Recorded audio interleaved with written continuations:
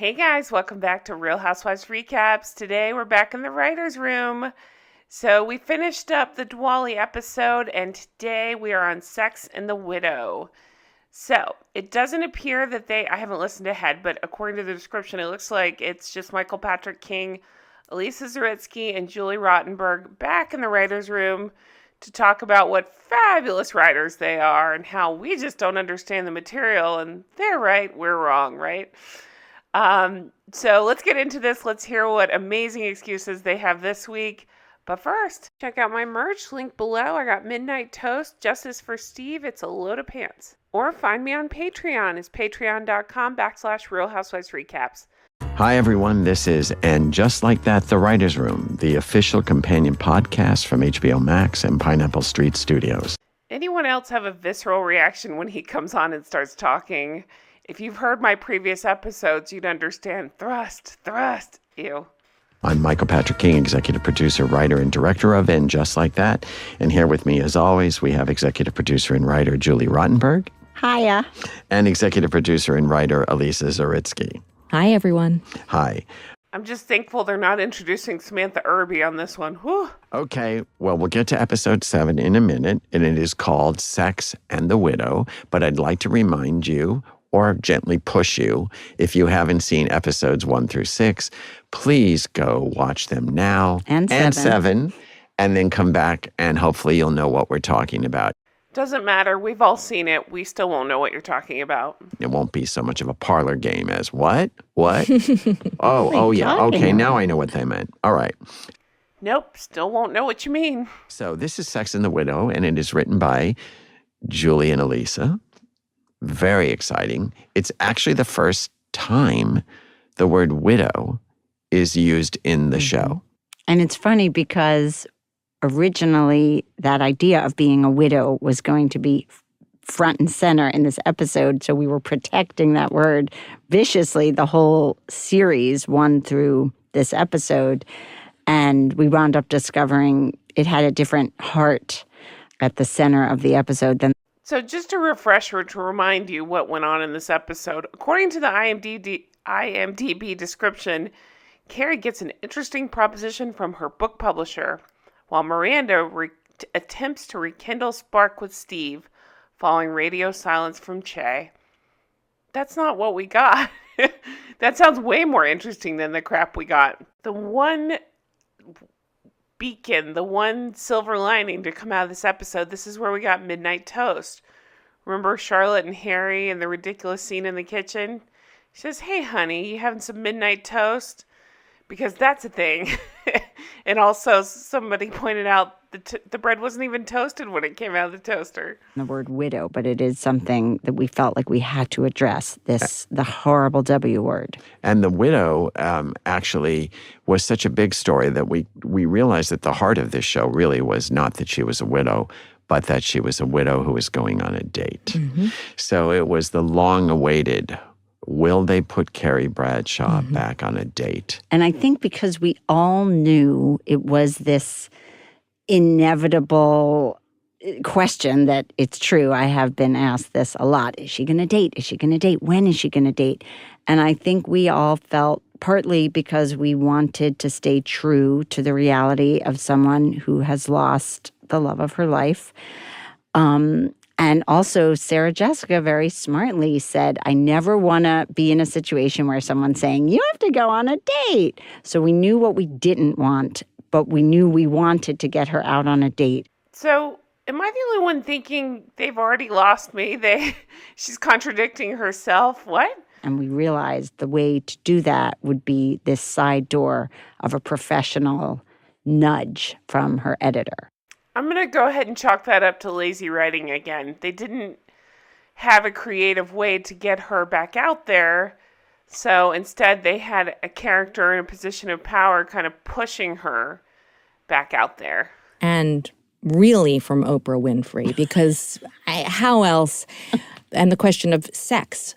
Sex is not in the title of And Just Like That. And you know, I don't think I've ever even talked about it, but I hate the title of the show. It just doesn't roll off my tongue the right way.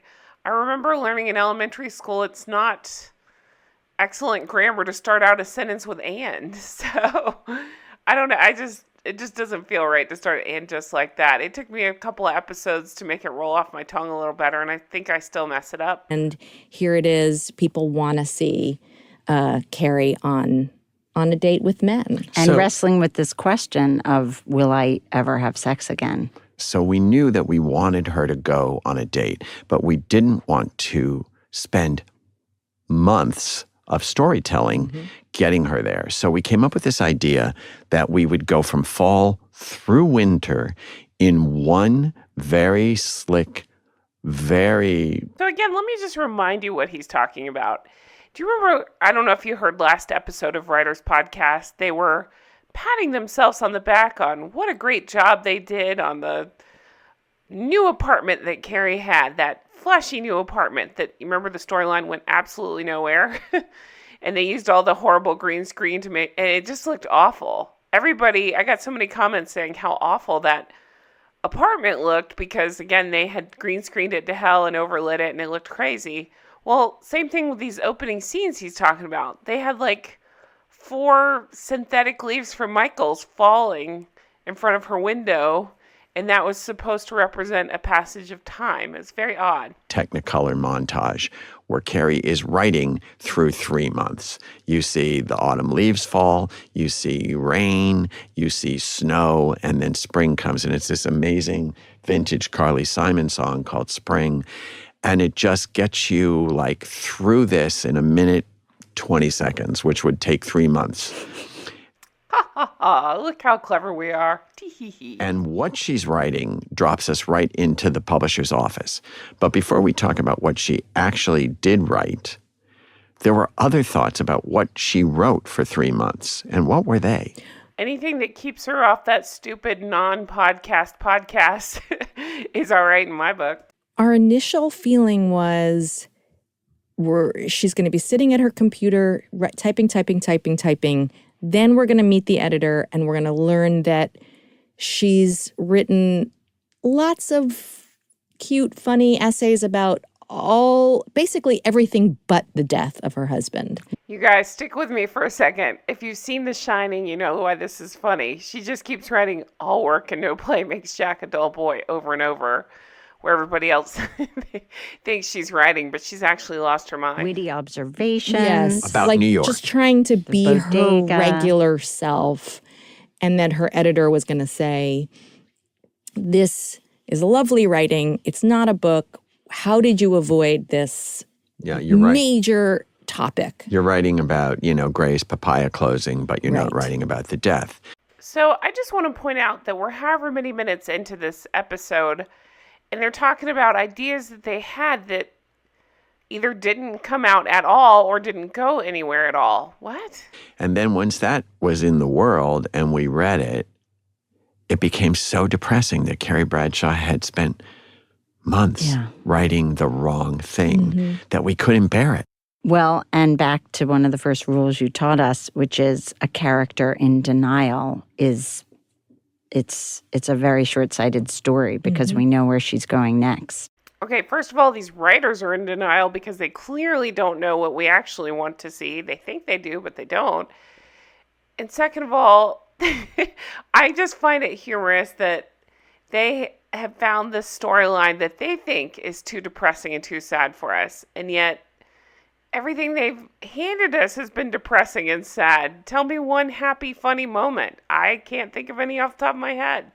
Oh, yeah, the period stuff. That's supposed to be really funny, right? No? Not so much? It's So an let's inward skip arc over. that you can't Yes. possibly dramatize. So in the montage, if you look at it again, you'll see that there's a dark in the winter part where she is writing about the death. And you can see Sarah Jessica feeling that.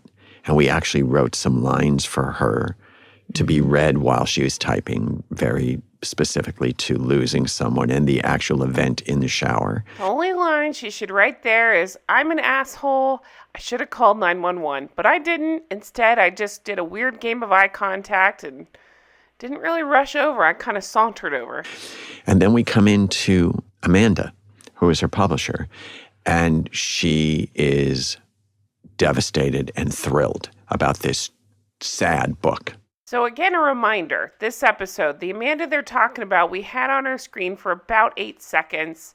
She's the one sitting with Carrie while Carrie's dressed like the Joker. They've given more thought into this 8-second character than they did the 3 main women of the show. Make it make sense. And then I like that she has that turn where she decides, wow, maybe this is too dark. Maybe I just needed to write this for me. Because as writers, we know sometimes you need to write something to move through it, and it doesn't necessarily mean it should be out in the world. It's exactly how it classified this whole And Just Like That. Did it need to be out in the world? Well, yeah, because it brought this community together. So there's that. But her editor says, I respectfully disagree. And then we have that scene with her and the women. And I will say we talked about the fact that Seema was joining them in that drink scene. Well, before you do that, the fact of the matter is that's where we use Oprah as the wedge to get So he switched from talking about Thrust nonstop to talking about Oprah. her into dating. It's Oprah's book club. Yes. If you put in the hope epilogue, even just a page, go on one date. Half a page, an epilogue. Epilogue. She just keeps mitigating it down to whatever Carrie might do. But this woman cannot not have Carrie Bradshaw go on a date, much like the audience cannot not have Carrie Bradshaw go on a date. You know, I said it at the time. If this was real, couldn't she just write it in the book? It doesn't mean she actually has to go on dates. If that was really, this is so stupid. I don't even know why I'm thinking about this, but if the editor was really pushing her to write this epilogue, just fucking write the epilogue. I don't know. Like, I've never written a book, but you're telling me every single word of every single page has to be 100% true? No, you fake it till you make it. So write that she's hopeful that she's going on dates. Something like that. Like, you can still make it hopeful. It doesn't mean Carrie has to go out and date like 3 months after she lost the quote-unquote lover of her life that she didn't save. So she says Oprah's book people are interested if there's a glimmer of hope, which gets us into the cocktail scene. It's the only, so far, it's the only nighttime drink scene in the entire episode. And Miranda's not drinking, Right. but the other 3 are. And it's the first time Seema's with the 4 of them at cocktails. Had to throw in the part about Miranda not drinking, huh? So this must have been post-fingering. And I remember this conversation that we had was, do we address it or do we not address it? Address the fact that Seema's the 4th. Yes. And we decided we didn't want to interrupt the scene to have them nod because we felt like she's earned the right to be there. And Also, that's 3 months. We went through the winter. We don't. Yes. We said we don't know if they had drinks or if they met. It was got us forward. Right. It moved us forward. So there you go. It was confusion about the timeline. We had all guessed it was 3 months. Michael Patrick King just said it was 3 months. So 3 months had passed. And yet Carrie's supposed to be out there going on dates. What? But that Passage was of one time. of those great, like, heated conversations in the writer's room where, you know, we had different opinions about do we shine a light on it or do we not? Plus, we already played the I'm new to the table at lunch in episode 5 with Anthony when he's like, this is my first lunch with you ladies. So we thought, 3 months. I was of the belief. Wait, did I miss that? When did Anthony say this is my first lunch with you ladies? I honestly can't remember that. Leave me a comment if you know what the hell they're talking about. But that doesn't make sense. I mean, I know we didn't see it necessarily on camera, but if we're going that this is a storyline, Anthony definitely would have had lunch with them at some point. Especially when Charlotte was planning her wedding to, I don't know, I guess it was when she married Harry, and Anthony was right there with her picking out wedding dresses and stuff. They definitely would have gone to lunch. What? Don't put a never spotlight on went it. into- No, I Yes. don't want to put a Yes. spotlight. Oh, you're the 4th now. And one of my favorite discoveries about that scene was the fact that Seema had already put Carrie up on the dating sites, because we also had a lot of conversations. I'm sorry, what? There's just so many problems with this storyline. Carrie lost her husband 3 months ago, but Seema took it upon herself to put her up on a dating site. It just doesn't make any sense, and it doesn't work like that. Are we going to watch? Are we Are we going gonna to watch watch Carrie get her make a picture taken? profile? Yes. And is that going to be a sequence that would have been fine. I'm sure we could have done it, but I'm glad let's we face didn't. it, we've all seen those montages. You probably, as a viewer, expected that at some point, but I think you're happy that Seema just did it for her. The idea, well, we were happy. We because spared you that. We had the idea that Cute montage. Seema staged her like an apartment, the way you would stage an apartment. It moves us along. It also avoided Carrie having to do it herself. We needed to literally make it so easy by having Seema say, you're getting a lot of interest. Because I remember in the writing room, me saying, there's no way if somebody told me I was getting a lot of interest. No matter how sad No matter how sad I was, no matter how much I didn't want to date, you're Oh, yeah. Did I mention that MPK is a narcissistic asshole? He is. going to go and go, well, let's see what kind of interest I'm Who's getting. interested Who's in interested me? in me Yes. that doesn't know me, just from a visual and a Totally. profile. So to me, I thought if she 3 months, assholes. 3 months. was engaged, if it was right there, fast food, she was Yes. going to have it. It was there. She didn't have to set it up because she makes jokes about it. Can I just kill myself? I'm I'll go out exhausted. with that dog. I'll go out with that dog. And the interesting thing about that scene in the editing room, there were lots more jokes in it. And when I was in the That's a editing room, I hard was scene like, to that write. feels like the old show. That feels like the old show. Oh, yeah. This totally feels like the old show. Remember that time Carrie barfed after a date? And the date barfed too? That totally feels like... No, it doesn't. You're full of crap. That feels like the old show. They're past that. There were jokes about we didn't date on apps. Oh, yes, yes. That was cave Caveman. drawings. We used to get Yes. man's names off the Right. cave Cave walls. walls. Right. And I was just like, yeah. Wow, I'm surprised that joke didn't make it because that's the kind of crap they find funny. And also, what noise did Michael Patrick King just make? Yeah. Okay, now I'm just having fun with it. Right. Yeah. It was Computer over. dating. Yeah. Computer dating, Yeah. and then It was made the them shadow, dark and shadowy yes, thing. Yes, Yeah, yes. but it was like, oh no, they're both current. I mean, Yeah. Yeah. Charlotte knows everything about Yeah. apps because she has 2 kids, and so it just started like, Move it what's the along. lighter, more grown-up version? Yeah. And the fact that Seema surprises them by saying, I made a profile for you. The only appropriate response to her saying that would be WTF.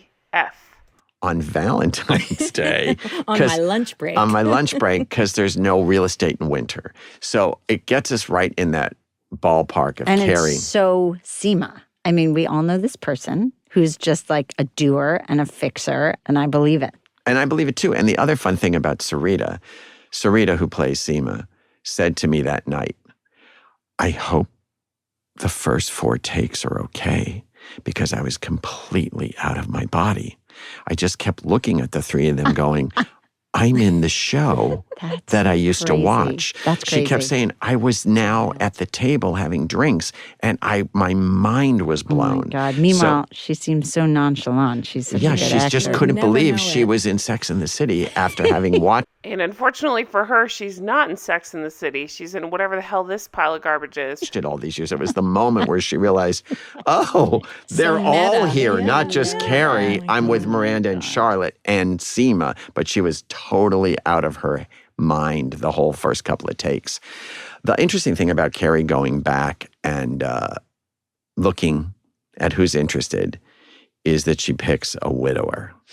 And it's Yes. played by John Tenney. Mm. Now, the journey of who would be the guy and what it would be Even the self-important words like journey are pissing me off about this writer's room. was a total evolution. Yeah.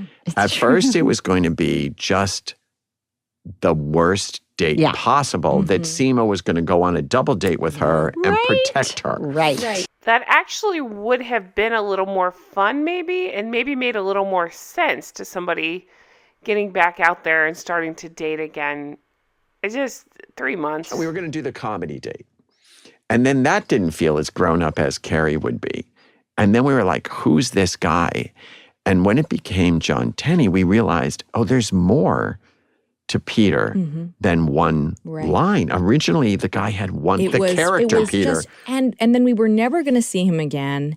Yes. And much like episode 3, where the comedy concert was always We were building to that. lived at the end of the episode, no matter what. This episode also, for reasons, who knows why, we always knew that school auction was going to be at the end of the show. Oh, it's coming back like a bad fever dream. Okay. School auction. Remember, a school auction. And who's their entertainment for the school auction besides, LTW and her husband doing the auction itself? They have Che come up on stage and do some of her comedy concert for a school auction. And for several drafts, we were never going to see that date guy again. And then we realized, no, he has to come back. He's not a one-off. And that's when we made him a teacher to make sure that he would be at the school. A teacher earning a teacher's salary who works at this school and ends up paying the school $1,000 to take Carrie on another date. Mm-hmm. And the reason we kind of wanted the auction, the school benefit, was we were always looking for ways to bring the worlds together. Mm-hmm. And LTW being organizing with Charlotte, the school, and then Carrie being a mini celebrity, being somebody who's on auction, because we really wanted Carrie to be humiliated. How are they not hearing themselves in this podcast, or in the writer's room for that matter? But they wanted Carrie to be humiliated. Why? Why did we need to see that? Why is that their go-to instinct? It just doesn't make any sense. Again, that's where the outrage from us comes from, because these are characters, whether you love Carrie or not, that have been around with us. We love the show overall. And why do we need to humiliate her? When no one would bid on her. And when I pitched to Sarah Jessica go ahead. I wanted to just make sure that people knew Sarah Jessica loved the idea of laughed being out humiliated. Loud. She got the Anybody else notice that MPK won't let anybody get a word, let alone a sentence out on this thing? He has to do all the talking, and they have to sycophantically laugh in the background. It's gross. Comedy context of Carrie on an auction block as a single widow that no one was bidding against. Being bidded. Aside from the one guy who raises his hand and says, "No, we have a spill here. Yeah, we have a spill. Can we get a waiter?" These are the things that they have written, and listen to the laughter at their own jokes. The reality is that he wound up being this really viable being who has also suffered an enormous loss of his wife. So they have something in common. And the scene's so amazing because it starts with Carrie in that blue dress walking to the date. I will actually give him this 1 point. I think that blue dress is probably the best look I've seen so far from any of these episodes. I really like that dress. I like the color on her. Didn't love the way they did the oversized coat, but I can understand it. I actually really like that blue dress. I like that shade of blue a lot. And by the way, now that we're talking about paparazzi shots and how frequently, wherever we were shooting outside in New York, there were always, paparazzi would get there first, then tourists would show up. And when we were shooting, we knew we were going to be shooting Carrie and her date vomiting outside a restaurant. Just that sentence alone. Nobody thought to say, hey, is that actually funny? What is the point of all this? Is it supposed to bond them together? I don't understand. I wanted to protect that image so hard from all of the Instagram sites that locations, we specifically chose an alley. It's an alley in New York. Restaurant with an alley. Restaurant in an alley so that, we could own it. We could actually... He won't let her get the sentence out, and she won't just get the sentence out. We block the shots from, why is Ellen, Carrie vomiting outside with her date? And the paparazzi can be very persistent. And Ellen, who is our AD, basically charmed the most uncharmable paparazzi. Some of them she said, too. Yeah. This one, please go away. And they just went away, and we got the vomiting. Oh my gosh. I know a lot of you don't watch Housewives, and that's fine. But if you do, you watch Real Housewives of New York, you'll remember when Luann kept saying, we got the yacht, we got the yacht. That's all I can think about. We got the vomit, we got the vomit. By itself. But so you have that dress. That dress. And the funny thing about that, everybody went crazy for that dress. And Molly was like, that's the dress we had to have because we could get 5 of them for the vomit. Oh, so that's interesting. I just finally paid Molly a compliment saying, hey, I actually really like that blue dress. even though I hate everything else she's put them in. And we find out, no, that's not Molly doing that. We had to use that one because we had 5 just like it, blah, blah, blah. So, yeah, so I stand by it. Wardrobe sucks. It doesn't make any sense. When you're doing a special effects event, you have to have multiple costumes in case the dress gets vomited on, which was our... Again, herein lies the problem. Listen to the big roar of laughter about talking about vomit. Which was our Special dream. effects. So we It's by knew that special it was effects, going to you go from this delicate pain to this. And the image we kept coming up with is like 2 gunslingers leaving a saloon, like drunk, bam, coming out, bam, drunk out of their minds. Is Michael Patrick King drunk right now? Now, here's the backstory of this scene. The most challenging, complicated scene was the vomiting, because we thought they needed to have rigs on them, vomit rigs, which was a tube that went up alongside their mouth that was connected to a long tube that went under their dress. Ew, I didn't know that was a thing. I thought they just held like oatmeal in their mouth or something like that and spit it out. Or under his pant, and down the street to 2 special effects guys who would then launch pumps of vomit, and then they would try to turn their faces away from the camera so that the vomit would be projectile. And it was truly a Max Sennett comedy. The FX guys got fired afterwards, the special effects guys. It took forever. It didn't work. And they kept trying to tape these plastic tubes to Sarah Jessica and John's face. And finally, Sarah Jessica said, fill up a liter bottle Of the vomit with stuff. fake vomit right now. Take the tapes off, take everything away. And she chugged a 2-liter thing of vomit and did it herself. Okay, first of all, I'm getting nauseous hearing this. Second of all, what am I supposed to say about this? How brave? I guarantee you, if you pay me whatever she's making per episode, $1 million plus, I actually heard up to $2 million. Hell yeah, I'll chug some vomit. What do you want me to throw up on? I got this. I can take care of this myself. I don't even need the fake stuff. What you got? She did that. I don't know how. I She was don't- like it was crazy. It was crazy. It went out first. You can't do. I mean, You but can't she hold that knew it. much in your mouth. She knew she could do it. The first, and he put a little bit in his mouth. So what you're seeing in the show is actually no special effects. It's Sarah Jessica and John Tenney acting vomit out of their mouths. And what we're seeing is you guys vomiting up this quote-unquote comedy out of your mouth and putting it on our screens and calling it in just like that. But Sarah Jessica, if you watch it again, and I like the Zabruta film, I beg you to watch it again. Sarah Jessica unloads one whole chamber of... 2 things. He just said load again. Ew.